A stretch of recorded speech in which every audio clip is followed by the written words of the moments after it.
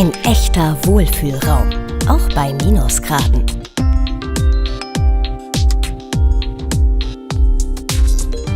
Ab einer Aufbaulänge von 5,50 Meter sorgen wir mit 2 stufenlos regulierbaren Klimazonen für ein angenehmes Wohn- und Schlafklima.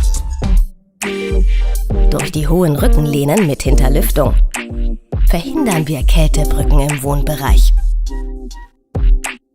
Ein zusätzlicher Wärmeschutz am Kopfende im Bettbereich sorgt für angenehme Nachtruhe. Diese wird auch nicht gestört, denn unser patentiertes Tabat-Dach kommt mit 9 Dezibel Schallschutzoptimierung. Ein wohlig warmes Bad ist garantiert, denn das erwärmt sich von -15 auf +20 Grad in nur 40 Minuten.